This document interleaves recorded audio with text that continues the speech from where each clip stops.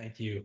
So why don't we just start off with some introductions? I'll introduce myself, and then we'll go Sofia, Matt, and then Chris Hains. So that'll be our plan. And then I'll rock and roll through some of the slides, and we'll have definitely time for discussion at the end.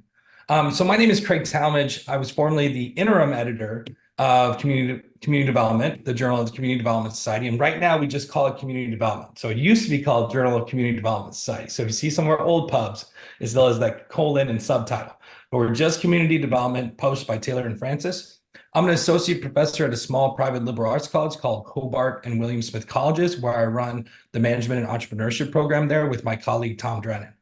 And so I also teach for the School of Public Affairs at Arizona State. And so I have been in the community development world for a long time with practitioner experiences in nonprofits, as well as been doing research for at least 12 years in publications. And so what you'll see, if you want to ever collaborate on different things, I focus in a number of areas, but the broader umbrella of where I work is community development and well-being. So I'll toss it over.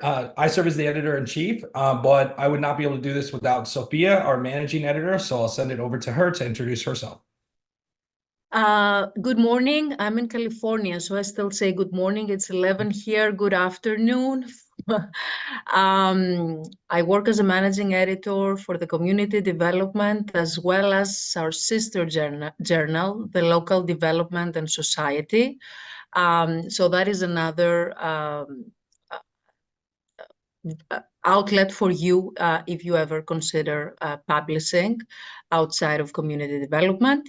I'm a lecturer with Santa Clara University. I teach economics in the undergraduate level and in the business school as well. And happy to answer any questions that you may have today.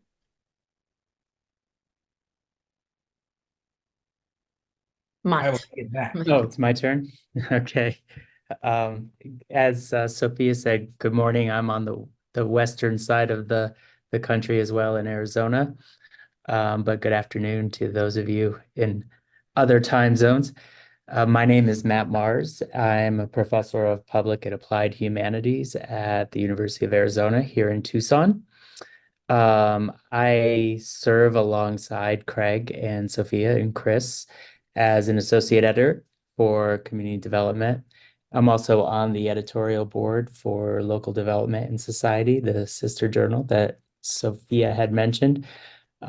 My work intersects a number of different interdisciplinary types of areas, but primarily I'm interested in relocalization and the idea of entrepreneurship and innovation as a community development and change mechanism, more so than business and enterprise, though those certainly intersect as well.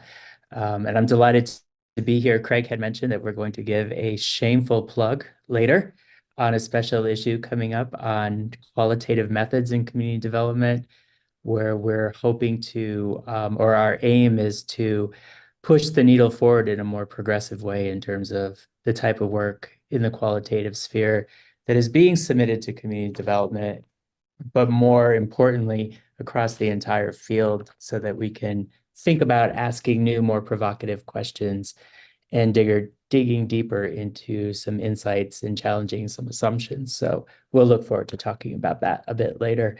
And I think in this game of popcorn, Chris, you are the kernel who has just popped. Thank you. I'm Kristina Hains. I'm here at the University of Kentucky in the College of Education and Leadership Department. And my specialty, I'm also a co-creator of and co-director currently of the Community Innovation Lab, which a few years ago ended up pulling together a national conference on community development education, and one that nothing had been done like that before. So we've done quite a bit with the community development education sphere. And like the rest of us on here, I am one of the co-editors of the community development, the journal that is community development, however you want to say that. Before, I've also served as an editor in other capacities. I was the head editor of the Journal for International Agricultural and Extension Education for many years, and have published a lot throughout the year. So like Matt was saying, and everybody here today, if you have any questions, mine tends to center around, my expertise tends to center around more of the community leadership and engagement, as well as like leadership development in international spheres. So we all kind of have slightly different expertise areas, but we're happy to be here today. So Craig, I think it's back to you. Back to me. And I will just say that we have two other associate editors. Thank you to Brian Hains and also Brian Ashdown. They all spell Brian differently. And so you'll know the difference of who you're emailing if you need to. And also big thanks to Ann Silvis, who is our book reviews editor. And then our colleagues at Local Development Society, of course, Rhonda Phillips and Norm Walzer, and then Patsy Krager, who also does the reviews and other things. So we'll talk a little bit about Local Development Society, but you're here to hear mostly about our Journal of Community Development. And without further ado, here comes, so you know, we're going to switch to little slides to help guide me. And these slides can easily be made available to you. So just email me if you'd like.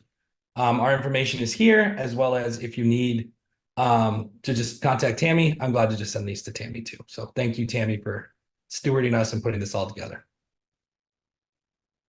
All right, so just as I said, I gave a little thank yous. We would not be able to do what we do without them. If you want to check out our metrics and hear a little bit more about that, check out our metrics page on our journal, but we are doing really, really well. So each year we've had more downloads and we have an impact factor that continues to grow. So we wouldn't be able to do that and reach more people and give more prestige to people publishing our journal if it wasn't for people like you reviewing and submitting things for us, as well as reading, and it wasn't for our wonderful editorial team. So I just want to start with some gratitude there. So this is kind of the guidelines of what I'm going to go through, talking about places to publish and types of publications, especially ones we look for. Talk about sort of tips on getting started on articles, what makes a good article. Talking about pitfalls, things that get stuck in our system, get stuck with reviewers and things like that. And I'll draw on the wisdom of our panelists as well. And talk a little bit about our publications. Oh, goodness, that's supposed to say getting involved. So look at the editor has to make always one mistake. Let's see if I got two. If I make three, I'll buy you all coffee. That's my rule in class. So some remaining questions and things as well at the end, and we'll make sure we have time for that. Okay, so where do you publish community development work? There hasn't been like a catalog or a big, large study of where these things fall. But just in my own work and in ways that I've worked with our team here, as well as seeing where people are citing things regarding community development, this is the rough list that I put together. And so if you're looking for specific community development, it's us, as well as Local Development Society, as long as there's a local focus. And then the Oxford Journal, which we like our friends over there across the pond, at Community Development Journal. Now, they tend to publish some more, I would say, headier pieces, more thought pieces, critique pieces than we often do. However, we welcome those. But if you're wondering if I'm a fit for community development versus community development journal, I would say we lean towards a little bit more specifically asking you to how you apply this in practice. Not saying anything bad about them. They're wonderful. But I am actually yet to publish with them. So put that as a goal for the next couple of years, just to see their experience as the editor of our journal. I really also like the International Journal of Community Wellbeing. Also, Rhonda Phillips, who was mentioned, edits that one. This has a really flexible types of publications that they publish, from commentaries to literature reviews to case studies to many different things. And so if you have a particular article that kind of fits their different buckets, if you will, it's a really great place. I've published a few articles there as well, and they're really great to work with. And we're learning from them regarding those differentiating emergent article types and how to kind of influence us. So other ones, sustainable development, focuses on environmental community development, really good work there. The Journal of Community Practice, I haven't personally published with, but they're more social work focused. And then in Development and Practice is an also nice journal. I haven't published with them, but I've worked with the editor there and they're very nice. If you want more open access, meaning that for either a slight fee or some with no fee, you want more people to read, Journal of Rural and Community Development, Chris Hains has published with them if you have any questions about them. Journal of Agriculture, Food System, Community Development, Rhonda Phillips has published with them. And then the School Community Journal, if you have focus on schools, I did something on shared use and perceptions of that in schools. I really like working with the editor over there, really, really great. And then we also can turn articles from our journal into books, as well as you can submit your own sort of books. And so thanks to Paul LaChapelle and Mark Brennan for helping us continue community development publications through the form of books. Sort of any other thoughts from our panelists here, or places to publish or where might be good? You can, of course, publish outside the field. And I work with the Journal of Social Entrepreneurship as well, and they're really great. All right. So this looks like a lot. What I did also was look at some buckets of where you might, and again, you're welcome to have these slides. If you're doing more traditional scholarship, and what I mean by traditional scholarship is intro, methods, results, discussion. If you're going to submit something that looks like that, for the most part, these are the journals that you're going to be better fits for that. And so you're looking, where do I go? I mean, we want you to come to us, but we realize that not always will an article get published with us, and we'll talk a little bit about that. But also, there are a lot of other places that you might try first, and that's absolutely fine. But the more traditional scholarship will be, and even if you do have more theory pieces and bigger meta-analysis and things like that, these are going to be the journals you're going to look for. But those that are kind of moving towards what I call engaged scholarship, and what others will call that as well, and I'll talk a little bit more about that, there are some more journals out there who are more amenable to that. And we are aiming to be a journal that's much more friendly to those types of publications. And I'll even briefly talk about publishing practice pieces as well. Again, these slides will be made available if you need them. Also, the recording too.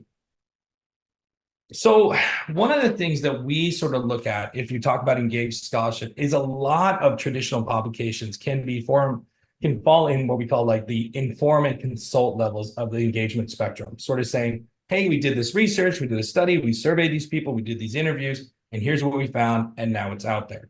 And that's fine. Maybe you did some consultations, you did some member checking, you went and worked with the other groups, and that's great too, or you involved them. But we're also really excited to publish more pieces where you see the community members more involved, where you see the community leaders more involved on the co-creation and collaboration, things that Chris mentioned at the Community Innovation Lab, things that Matt and I do work with breweries, and things like where you can engage the brewer in the process as well. And so if you have work that is pushing towards community engagement, that would be very welcome in our journal. And we're trying to sort of compete with, in some ways, like the Michigan Service Learning Journal and some of these other service learning, community engagement, community-based learning journals, giving them a place that sometimes, and I say this with love, some of those journals don't have as much prestige, and they don't have as much sort of readership. They have particular readership, but if you want to sort of broaden the spectrum, that's what we're trying to do, if you will.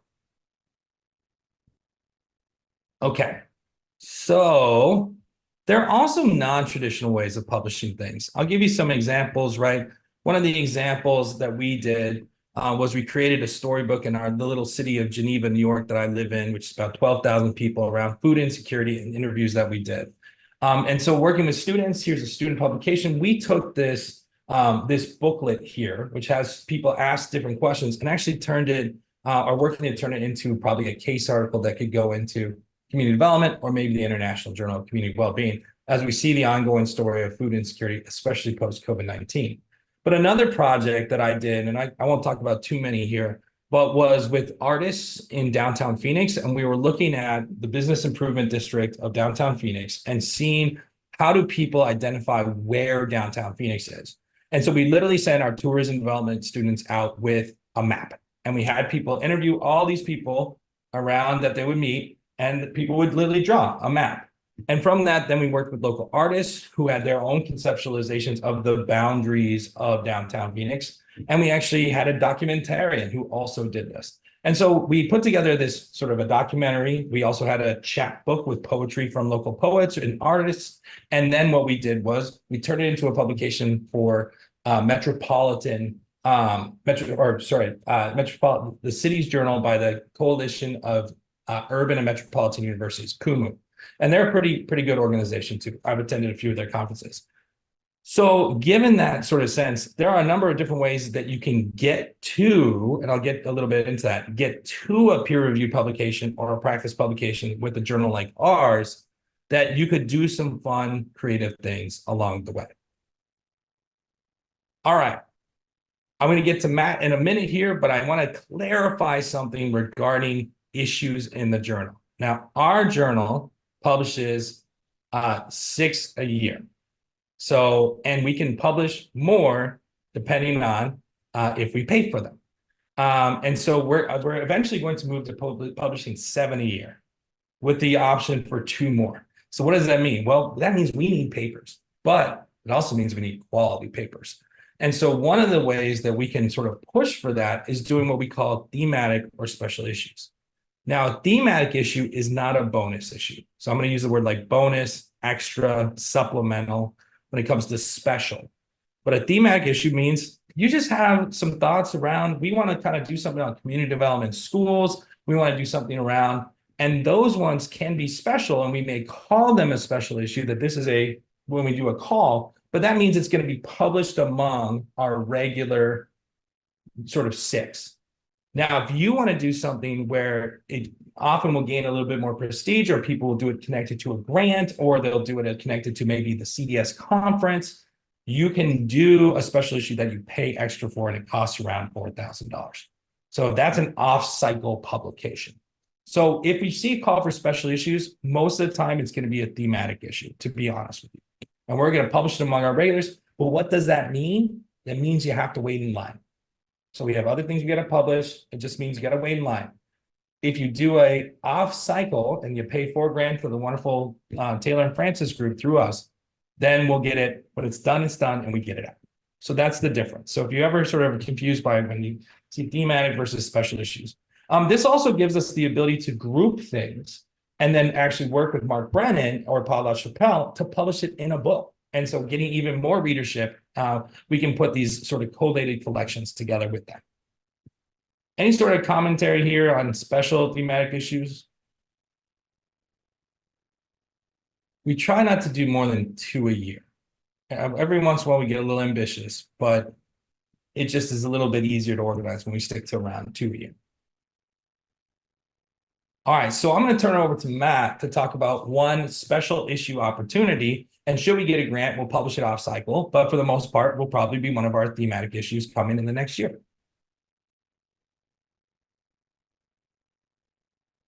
I remembered to unmute myself, so that's a good start. So thank you, Craig. I will be brief on this description, but hopefully compelling. So we are planning with under myself as the special editor, but I think the entire editorial team will play a role in this, is an upcoming special issue on what we're calling progressive qualitative methodologies. Now, you could probably do a Google search on progressive qualitative methodologies. I have no idea what you would come up with. This is not a specific set of methodologies, but rather the spirit of what we're looking for. So in particular, we are looking for submissions that will help the grand narrative of community development move forward, not only in the sense of different types of context, different type of topics or the topical span, but also doing so in, I might say, a more rigorous way than what we have been seeing as of late. Certainly the work that we've been seeing through the journal that's been submitted that is qualitative in nature is not weak by any stretch. So I'm certainly not saying that, but it's pretty benign, I think is the best way that I would say that it's qualitative light. So what we have been seeing is some interview methodologies, so some kind of quasi-ethnography type work where the methods are checked, but they're not necessarily robust, both in the sense of how descriptive they are and how progressive they are. So we want to open up the conversation in the journal to new ideas and make the journal a place where people who are experimenting not only with their ideas in community development, but also the strategies and methods by which they pursue those ideas and questions that emerge from having done so. So in some ways, we're pushing for rigor, and in other ways, we're pushing for experimentation and more provocative ways of exploring issues and phenomena that affect community development in its many different shapes and forms. some examples of the types of submissions we hope to receive. We would love to be thinking about submissions that might look at rigor or the types of data that are used outside of a Western lens. That would be really interesting and important. We see many, many more submissions than one might expect coming from an international context. So we would like to be welcoming to that, to include the methods that are used and help us as scholars who are trying to support that work better understand the context by which others might be approaching their work. Visual data is really interesting to us in the sense of visual data as insight into a more everyday context of the communities that people are living, working, and helping to shape and improve and be more healthy, more robust, etc. Perhaps there are some ideas around autoethnographies for folks that are really putting themselves into more of an anthropological viewpoint and using themselves as a reflective tool. That can be really powerful if done rigorously. So those are just a few of the examples. Narratives are really quite interesting.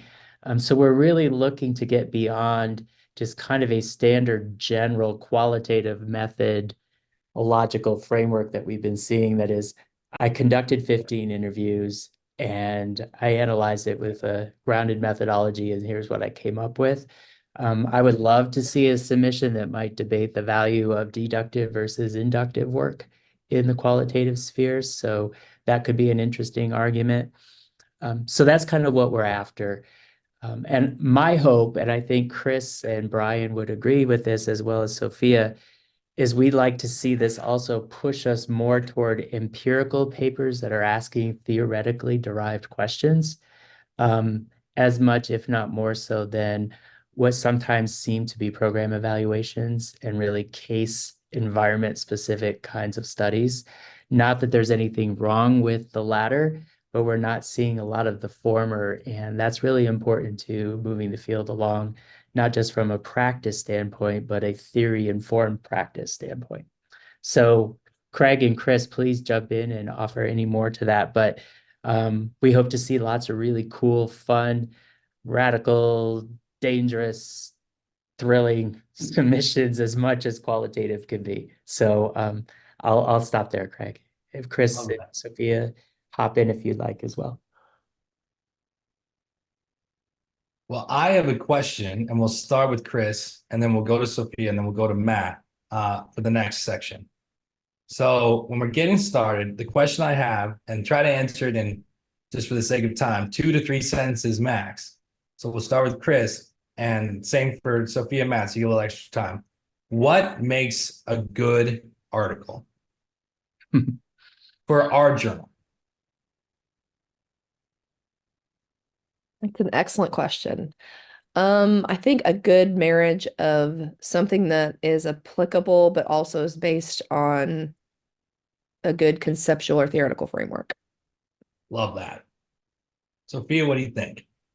From my side, I will say a paper that follows the journal's guidelines and structure, because that's the first thing that we notice before we even send it for peer review. Does it meet the guidelines? Love that. And Matt? Yeah, for me, certainly an article that is clean and crisp and precise from the intro through the findings. But what's most important, in my view, is a discussion that very much makes it clear what the so what is. Love that. Super huge. All right. So Norm and I from Local Development Society put together a list. So again, these slides will be made available to you, but I'll give a quick rundown. But this is more clerical. I appreciated our team here. So addresses an emerging and pressing need. So it has to matter. It's well written. Adds to the literature. We often send articles back saying, what are you saying that's new? And then documents how it builds on the previous literature. And if you haven't cited anything from any of those community development journals that I mentioned, that's one of the things we look for. Offers new insights, Limitations. This is a tricky part. Limitations of your study. Where do I put it? Well, it depends on the type of article. But we do get tired of well, if we only did this longitudinally, and if we only did this with more people, if we only did this with thousands and millions of dollars, right? But being honest, don't let your limitations undercut the good work that you have done. But you can say those things, that's fine. But know that you want to show some depth in those things. Besides generally accepted methodology, we have published our first autoethnography paper, and we're looking at doing more things that are sort of on the edges, if you will. And so, as Matt mentioned, but it's nice to sort of cite someone who's done it before, because especially if it's different and new. And so Matt's done some cool work with more like visual analyses. And so now you can use some of his stuff if you'd like from Local Development Society or our journal. But it was helpful for me when I was stewarding his paper, looking at, okay, others have done this too, and this seems about right. And so going beyond, and we'll get more into this, a practical example case study, having broader applicability, it doesn't need to be, like valid and transferable in sort of the quantitative sense, but people need to be able to understand, how can I use this in my community or in other communities, or take this and adapt it, more than just this was hyper specific. And then summarizing your major findings at the end and what to do with them. The so what, as Matt sort of said. So if you want to know if your work's a good fit for either of our journals, this is a great opportunity to be here, right? Connecting with us, connecting with other authors at the conference, other authors, send people an email, the corresponding author, you can just shoot them an email even through our website. Subscribing to our RSS feed, that's really good for our journal's metrics. And so you can see the things that are coming out. I'm subscribed. And there's in most of my editorials, I tell you how to subscribe. If people even read editorials anymore of the editor, read the journals and the book series, check out our special issues. So you kind of see in some of the things we're trying to do with this new one, and becoming a reviewer. And I'll talk about that at the end. And then I love it when people reach out to me. They'll just send me an email and say, hey, is this a good fit? And I'll tell you yes or no. But I'll also give you context. I might suggest some of these other journals. I'm not going to read the whole paper, but if you send me your title and abstract, super helpful. If you send me the whole paper, I'll skim it, but I'm not going to read the whole paper because that's not how peer review works. All right. So here's some just ways to get started. For some folks, maybe you are finishing your dissertation or a master's thesis or some sort of other thesis. This is another way to divide it up. And this is advice I got from Rhonda Phillips, who edits Local Development Society and International Journal of Community Wellbeing. Your introduction section of your dissertation could be turned into a literature review. And that larger paper could help us better understand a particular field. You could do, if you're doing some sort of groundbreaking methods or reforming the way that you do methods, perhaps that's a good fit for Matt's special issue that he's stewarding. Perhaps it's a good fit for just kind of critiquing the current methods that are out there. I'll give you an example of that later. But then your results in your discussion can be one of these typical traditional articles, or if it's engaged work, maybe one of these more emergent articles. And so these are some things. And this is literally a Post-it note I saw when I failed to get a job at the University of Kentucky, when I was interviewing there for my first academic job. But what a wonderful experience with the folks there. But I sat in Lori Garkovich's office, and she had this Post-it note that I'm basically paraphrasing, but there's no such thing as an unpublished manuscript. There's just a researcher who gave up. And I truly believe that. Now, I have absolutely given up on papers. They well deserve them. But keep in mind that we are here to work with you, and we actually have a really nice option called reject and resubmit, where we say, okay, like this needs a lot of work, but we'll see it again if you do substantial progress and re-review it. And not all journals do that. We opt to continue to do that.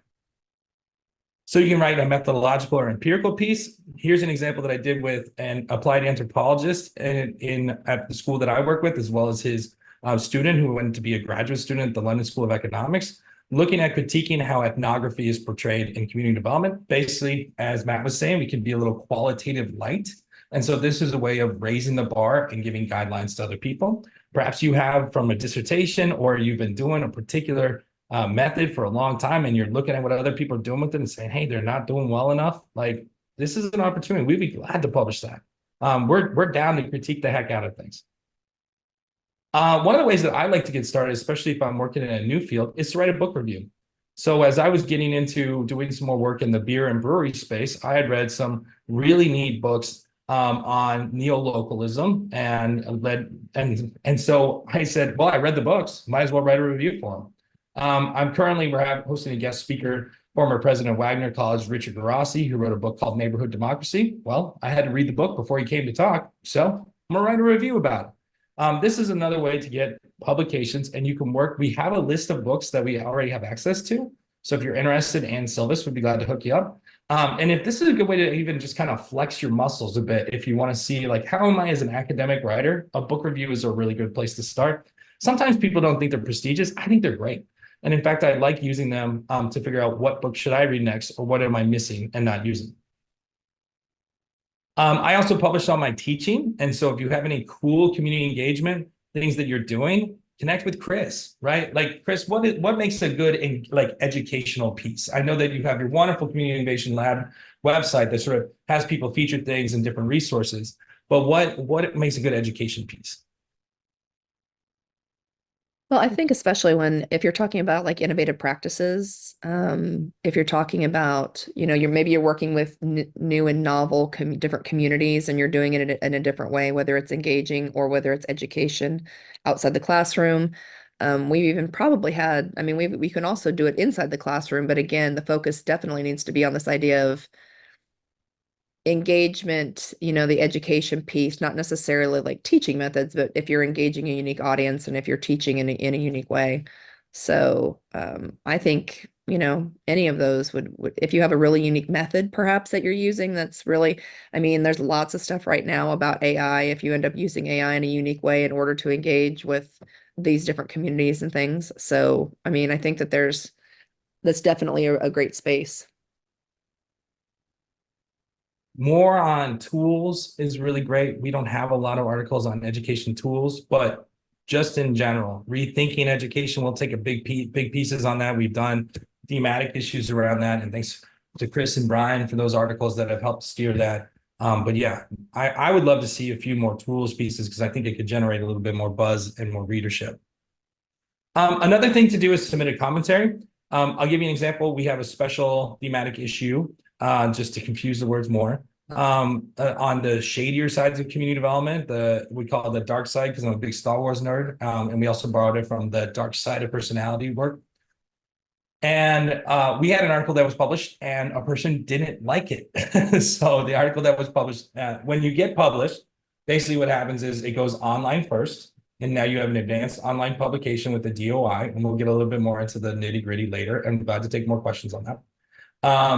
And if you see an article that's published, if you want to be in the print issue, if you will, the collection, and you didn't like it or you really liked it, feel free to send me a note and see if you want to write a response to it, a letter to the editor or a commentary. We'll welcome that. We'll do some invited commentaries for thematic or special issues as well. But if you have a particular commentary piece sort of speaking to the larger field, we welcome that. Depending on what your needs are, if it needs to be peer reviewed or it's just an editorial review thing, I will work with you directly on how that works. All right, another way to get involved is propose a special thematic issue. And that's really fun. And that's one of the ways that Matt is doing right now, really trying to push the field, which I think is really excellent. I wanted to do something on the shadier sides of community development, the things we don't talk about. And so I pushed Brian Ashdown to help me with that. And then the whole team was on board, which is awesome. And so those are ways to sort of get a particular buzz around a particular topic. They don't all do great, I'll be honest with you. And sometimes when we're trying to push sort of the edges, sometimes we fall short in the number of articles we get. If you propose a thematic issue and you fall short, that's not a big deal. We'll publish those, and we're looking at 8 articles. If you only get 4, great. We'll have a thematic section of 4, and we'll publish a regular issue of 4 more alongside them. So not a big deal. We love it to get all 8 or more, but we can fall short. It's not, the pressure's off. When you do a special off-cycle issue, you got to have 8 for that $4,000. So that is the only difference. Again, those issues can become books, which is super fun. And that's another way to do it. And in fact, I get Mark Brennan sometimes emailing me being like, hey, what type of groupings can we put together? I'll reach out to the authors. All right. So we talked about program evaluations and case studies and some of the concerns we have. We'll talk a little bit more about that later. But I have often, when I've worked in more of the academic or practitioner spaces, and I did consulting work for nonprofits for a while before really moving into my academic job, I did a lot of technical reports. And so looking at what was interesting that we found or the surprising findings were really ways that we could find avenues to get published.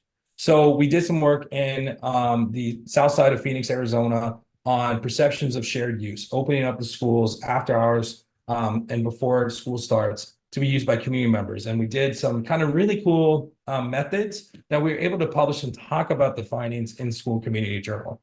But we had to figure out what was surprising in what we did. Taking a technical report, a white paper, and just saying like, and white papers are a little different, but a technical report that you're submitting for a consulting project or a project you did for a nonprofit agency or a government, you name it, and just turning that into a pub can be tough. And so what I encourage you to do is look at what were the things that surprised you or what were the things that went completely wrong. And those are cool avenues in order to publish either a methods paper about what went completely wrong. I did a paper similar about that, of ways that things could be done completely better in asset-based community development regarding community health in the International Journal of Community Wellbeing. But also, if you have interesting data that nobody else has, that's another good way. Sort of saying like, no one's actually talked about these population of wonderful people here. Let's talk about this. Or no one's analyzed this group of breweries, or no one's really analyzed this group of NGOs in this sense. Those are really good ways, but feel free to critique it. And those are ways to turn those technical reports, because we're not going to publish them like that. And even when we get to our practice pieces, that's also what we're not looking for. If you're interested in publishing a piece that's more practice-based, whether it be how-to or an experience of a case study and things like that, I would like to work with you directly. I may have you connect with Matt or Chris or Brian, but I'd like to work with you directly, because first we're going to identify, one, what's the reason you'd like to publish this? Now, if it's for getting the word out and having more people read it, that's great. But if you need it for, let's say, a tenure review or some other things, then we can decide which path you go. And we work it out on a case-by-case basis of whether or not you want it to be editorially reviewed or whether you'd like it to be peer reviewed. And we'll get a bit into the peer review process in a moment. But that I'd like to work out, because if you're just looking to get out there, we would be glad to look at it and say, hey, this looks good. We're going to publish it. We'll make a note that it was just editorially reviewed, and then it's done. Of course, there's got to be copy editing and other things, and we will review it and give feedback. But if you'd like it to be peer reviewed, then we're going to push you to have particular structures and some other things so that our reviewer base isn't surprised by it. And we have reviewers who are better at the practice pieces. And so if you wanted to do, so let's turn it to our team here. So Chris, Sofia, and Matt. And this time, how about we start with Matt, and we'll do then Sofia and Chris. If you were going to read a practice piece in the journal, which is not necessarily long, they can be longer, I suppose, with different sort of worksheets and other things, which we can do. But if you were going to read a practice piece in the journal, what would you be looking for? We already kind of mentioned a couple of things. Sure. The first thing that comes to mind is I would like to know briefly how the practice piece is being informed by the literature. Excellent. That is often the feedback we give when we receive practice pieces. All right, Sofia, what do you think? I was about to say the same thing. I would be looking at the literature review and the reference list first. Yeah. Awesome. Chris, any thoughts on the practice piece? I'm going to go on the opposite end. I think that it makes sense to start off with a good lit review, but I want to see what impact did it make. And so if it's a unique practice or if it's a different practice, if it's working with a new community, you know, what was the impact of this new practice on the audience? That's great. I really appreciate that. I did get a question that's semi-related, so I'm going to connect it to the practice piece and teaching pieces. And one of the questions was, like, let's say I publish an educational piece or a teaching piece. Do I need a pre and post test? The answer is sure, if you have them. But if you don't, and you're saying this is innovative, and after the fact, I was looking at, there was some impact here, or I just want other people to try it out, that's a good opportunity to put together a practice piece or maybe a shorter piece And then you can maybe sort of build the cloud around that or do different things where you could then do more pre-post or other ways of evaluating. But it doesn't have to be a perfect evaluation when we come to practice pieces or when it comes to teaching pieces out the gate. We totally understand the chaos involved. We will sort of push questions of rigor and ask you to explain limitations and future aspirations of how to look at it, but absolutely doesn't have to sort of follow that pre-post. We have to have that mindset. All right. Okay, back to our panelists again here. What are red flags? What are red flags in an article that you see? So let's go Sofia first because she's the first one to see them. So red flags, we'll go Sofia, Chris, Matt. Red flags. Something that surprisingly happens very often is that we get a resubmission, a paper that has been submitted somewhere else, and the authors are still addressing a journal that is not ours. So to me, that is a signal that they haven't done the research about the journal. And then I'll say again, I'll repeat the same thing. We have many, many submissions that do not follow the guidelines of our journal. They're just resubmissions of papers that have been rejected somewhere else and are being submitted to the either community development or the local development and society. So we are paying attention and we see them. Absolutely. And we can tell if you didn't change the formatting at all, we know that probably you rejected. No. All right, Chris. Okay, so two things pop out really heavily. One is, and I always thought this was odd when I first started publishing, but it totally makes sense after many years. And I think Craig mentioned this earlier.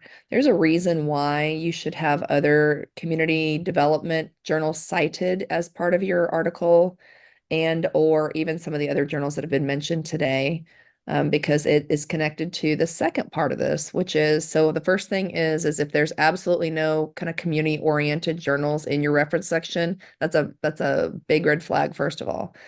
But the reason it is because your intro conceptual theoretical framework, like kind of that first 5, 6, 7 pages of your article, should have some remote connection to community engagement, community development, community of a unique community. I find sometimes that the ones that are another red flag is that it's almost like an article is kind of being force fit into a it's almost like putting a square peg in a round hole, if that makes sense, where you may have something that's really context specific, and it doesn't really fit into the community development or into the community space, but you're kind of trying to push it there. The best example I can give is when I was an editor of the other journal, and it was specifically an education journal. I remember one time getting a really, really technical dairy science article that had a ton of like very quantitative data in it. And yeah, you could teach a dairy science class, but it wasn't about education. It was about all the biological and the chemistry behind it, which that wasn't a good fit for that journal. And it's in similar fashion, it needs to be a good fit. 100%. All right, Matt.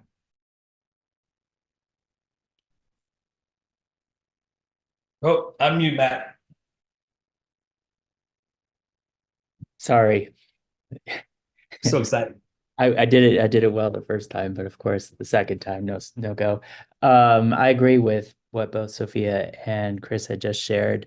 I think the other piece that is a red flag for me is if the methods are very briefly presented without any discussion in terms of how the data were analyzed, limitations of the data, and indication that in the quantitative sense, we can have some validity and reliability, or in a qualitative sense, there's an idea of trustworthiness and transferability that has been taken seriously.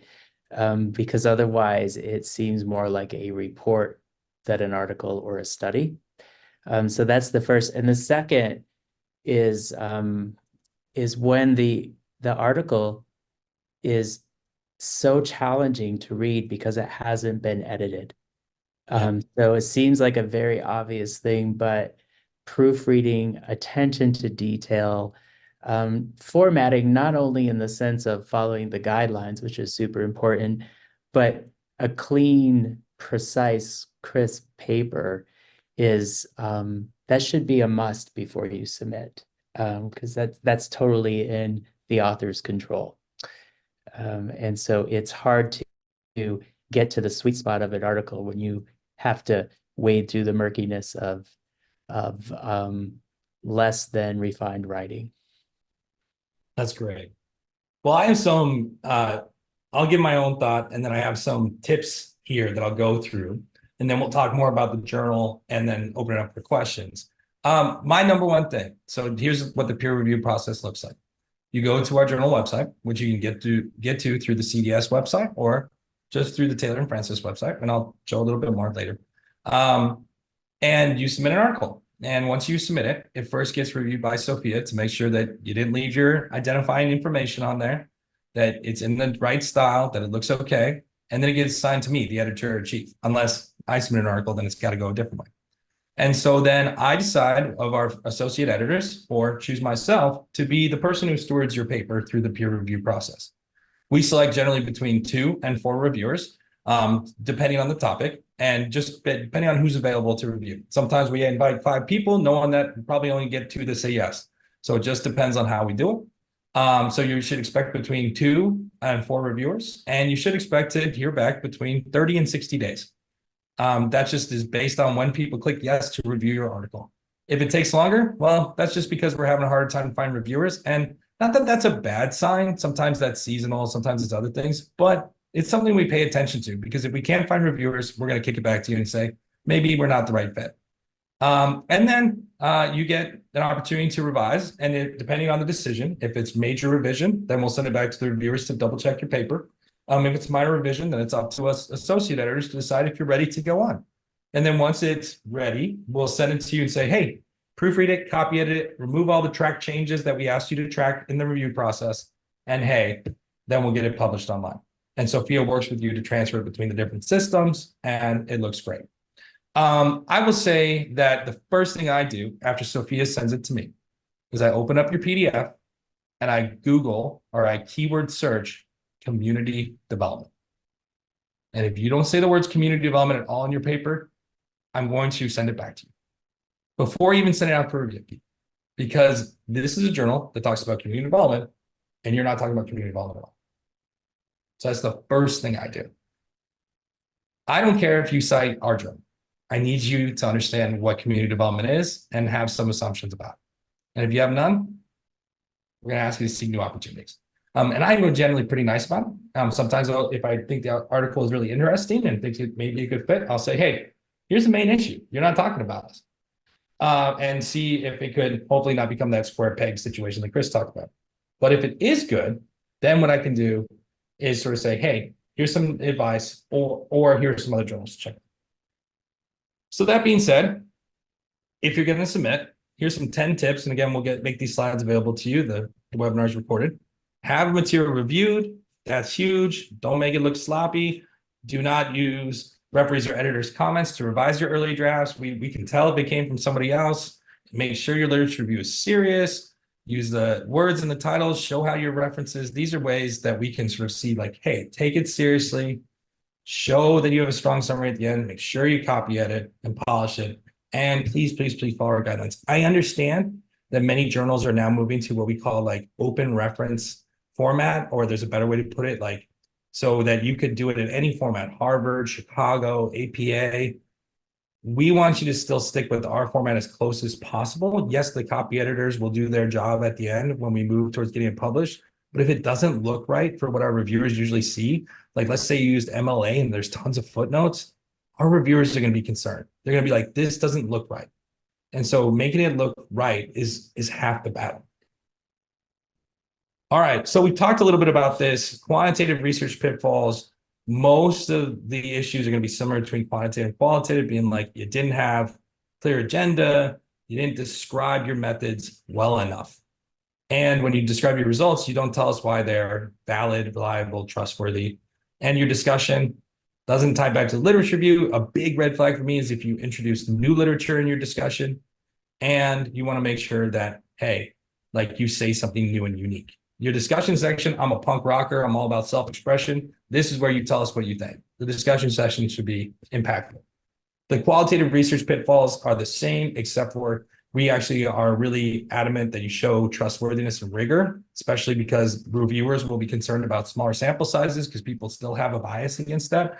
So what we recommend is that you sort of use, we have different sort of things on the shelf. Here are two of the ones on the shelf. Yes, I did work on one of them. If you have ethnography, I'm going to throw you this article to make sure you have, we literally have a checkbox on what to do for ethnography, but trustworthiness and rigor, Cynthia Leitz, who is actually the Dean of the School of Public Affairs that I work for, and Luis Zayas, who was my professor at one point, they wrote a really great sort of checklist of here, depending on your sort of foundations, assumptions, and strategies, this is how you ensure your qualitative research looks good. So here's our little checklist. You can check that out in the ethnography article I have, but these are things that should be there. And we have editorial services available from Taylor and Francis. Yes, you have to pay for them. If you need other folks, we can recommend folks, but this is really essential.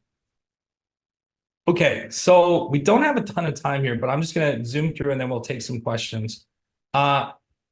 There are some differences between community development and local development society. Again, I'll get these slides out here, but we're probably a bit broader and they're just a bit more specific in a nutshell. We're doing well. We're in our 54th, now 55th year of publication. Our impact factor is good. Our stats are good. I can update these if you need them, but they're on our website. And we're really trying to raise that impact factor and get more people. And in fact, what we're trying to do is get more folks involved in our editorial board. If you're wondering what are things that are getting the most press, these are the sort of the 4 areas that are getting the most press via the reports I get from Taylor and Francis. So things around strategies and practices, technology. Matt and Chris both mentioned AI, I believe. That's huge. If you got anything on AI, great. Demographic and social changes, people are interested in from aging populations to shifting in communities. And just changing dynamics of the field in general are getting a lot more buzz. We had a whole thing on working families and households on farms that got a lot of press. So these are some things to keep in mind. Here are the things that are kind of dragging and flopping. If you have a very generic program evaluation or need assessment, people aren't reading it. You may get it published with us, but people aren't going to read it. And that's kind of just, it's almost like, yeah, you got published, but it's not getting a lot of buzz. If it's super hyper local, like we did this project in this one little community and it's about this water thing and it only applies to us, people aren't going to read it. Like it's great. But if you can talk about this one and maybe another community or something like that, that's going to get a lot more readership and things like that. And if you're looking at like testing a new sense of community scale or sense of place scale or something like that, we're not the journal for you. Like we can figure it out. But we're not the journal to publish those things, and we can recommend some friends to publish with. All right, so just some summary of thoughts. These are different things to get involved. You can join our editorial board. We have a couple spots available. I'll show that in a minute. And then I know we have like 5 minutes left. We can stay on, those of us who don't have a hard out, to take questions. But there are different ways to get involved. And here are some ways that you can do that. So if you want to scan this, I can also put the link in the chat. I'm going to be hosting the new editorial board. So this is like, you got 2 days if you want to join our editorial board. The expectation is 3 reviews a year. And we check up on that. So we let people go at the end of the year if they haven't done their 3 reviews, or if we didn't invite them enough, that's on us. And then we say, try harder the next year, but also becoming a reviewer. So I'm going to pop open some questions here that people have said. All right. And then we have a couple of hands raised too. So I'm going to start with this first one. Having published with the Taylor and Francis online system, it can be a bit glitchy. It might not be a bad idea to prepare a video that walks individuals through the process of submitting an initial article successfully and how to resubmit the article. That's a great one. We have talked about that prior to COVID, and then they changed the website. So we'll now that we have our workflow pretty much established, we could probably make a video. So that's That's not a big deal. Sofia and I can get on that. Are the CDS journals indexed in Scopus? Yes. I got an email about that. Do you also accept review articles, and what is the minimum time for initial review and first comments from reviewers? Yes, we definitely take review articles. If you're reviewing programs, yes. If you're reviewing books, 100%. And we can, if you want us to facilitate a review time where you want like others to pop in and contribute to the review, sure. We just work with us and we can make it happen. We don't do a ton of them, but we have done them. And also, if it's more local focused, Patsy Krager would be the person with local development to do that one, and she does a nice job. She's also done it for International Journal of Community Wellbeing, and so have I.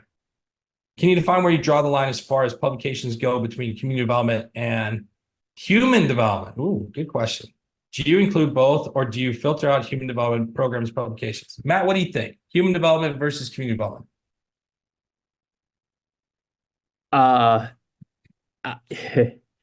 It's a good question. I think that human development is pretty expansive. I would probably lean toward the side of caution and say community development is our jam. And when I think of human development, I think more individuals, more lifespan, more psychological types of things and phenomena. So unless there's a clear indication of why that human development concept or phenomenon that is being featured in an article informs community development, I would say it's probably not a great fit. That's great. And then I'm going to go to one of our participants and allow them to talk. But before that, what is your article processing cost? Free. Unless you want to publish it open access. Then you have to work with Taylor and Francis and pay the fee. But it's free. All right. We have an individual who's raised their hand. All right. Feel free. Suna Moon, please. Sorry if I said your name.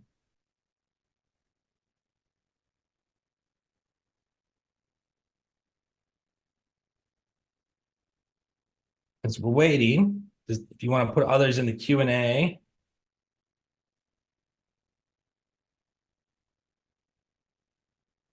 Some of the other questions, again, Ann Silvis is the person to reach out to for book reviews. Thank you, Ann. I see that you're on. Thank you. And others, when it comes to like, if you're thinking, I'll take the community development to a broader sense.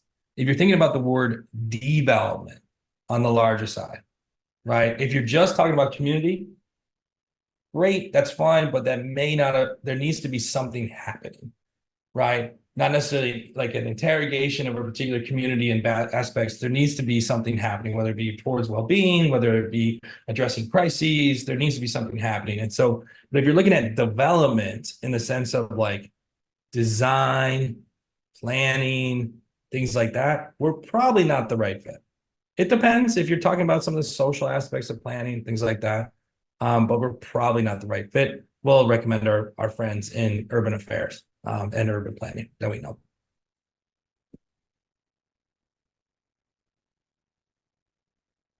Any other questions?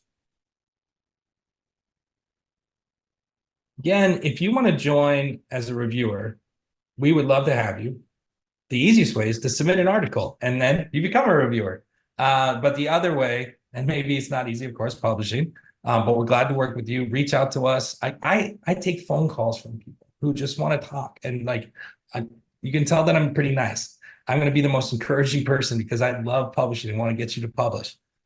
So I'm glad to set up time, and we do we'll do some informal mentorship with you if you need that. But becoming a reviewer, you can also sign up through our Scholar One system. There should be a button to be becoming a reviewer, or you just go to submit a manuscript and just create a Scholar One account, and that'll also create a reviewer account for you.